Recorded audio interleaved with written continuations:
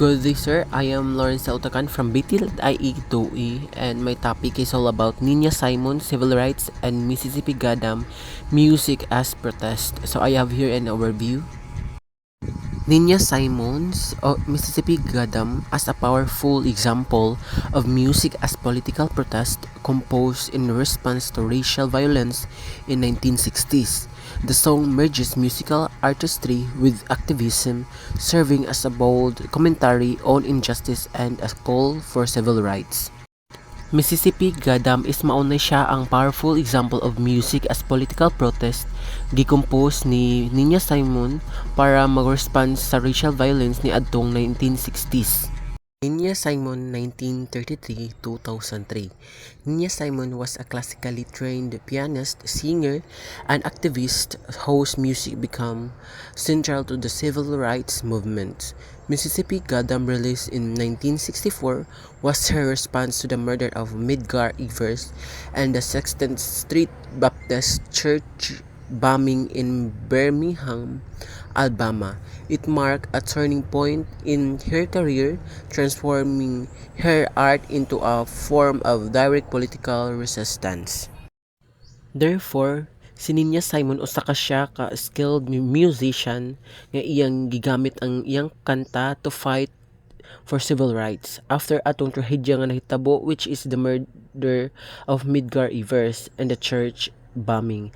And Nina Simon composed a song titled Mississippi Goddam, and that song's released in 1964 was her response to the murder. Therefore, kadtong song changed her career, and it showed that her music was not just for entertainment but also a powerful way para magprotest against sa unfair treatment o discrimination and injustice. Diba? Music is one of example that we can express our feelings through music. And just for example, diba natay songs writers diri sa tong industry, diba ilang mga gipang compose ni music is na ay meaning because ilahang ginarelate kung unsay ilahang na feel. So mo na ang gigamit ni Nina Simon nga freedom to compose a song titled Mississippi Goddam para magprotest and to have a civil rights. Historical and philosophical. During the 1960s, the civil rights movement in the United States sought to end segregation and racial discrimination. Simon's growing frustration with racial injustice pushed her to use her music as a weapon for truth-telling. Mississippi Goddam captured the anger, grief, and urgency of African Americans demanding equality. In the 1960s daw, ang tao sa US were fighting para ma-end ang racism and segregation. So si Nina Simon become deeply upset by the unfair treatment of black people.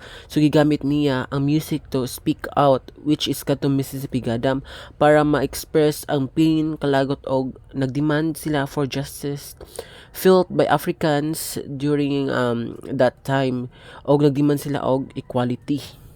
Musical structure and lyrical analysis. Simon blends jazz, show-tone, and gospel styles to deliver a protest against racism. The lively music contrasts with angry lyric, creating irony that highlights listeners' discomfort. The refrain expresses his frustration with systemic racism and indifference across the South.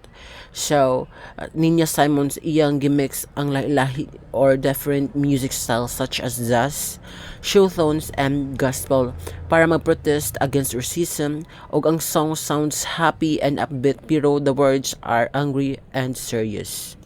Music as protest speech. Mississippi Goddam serves as musical protest rather than mere entertainment.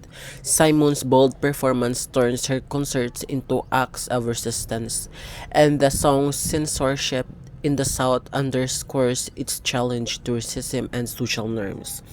Mississippi Goddam song is dili lang siya kanta, kundi it's a protest song that Nina Simon's strong performance made her concert a form of resistance, og katong iyang song being banned daw dito sa South og nagpakita kung unsa ka powerful at challenge racism and unfair traditions. Legacy and impact. Mississippi Goddam became a symbol of resistance and empowerment, inspiring artists to use art for activism. Simon's bravery reshaped the link between music and protest, cementing her legacy as a major force in American history. Mississippi Goddam song is became a powerful symbol of strength and protest, og mag-inspire sa uban nga artist para gamiton ang ilahang art to fight for justice. Og sininya Simon's courage changed how people saw music as a tool for activism and made her an important. Conclusion. Nina Simon's Mississippi Goddam stands a landmark in protest music by merging artistry with activism. Simon created a timeless declaration of resistance against racial injustice. Her work reminds us that music can be both a mirror of suffering and a catalyst for change. Nina Simon's Mississippi Goddam nga iyang gi-compose nga song is a powerful protest that mixes music and activism para mag-speaks out against racism og magpakita nga ang music can be both reflect people's pain and inspire change.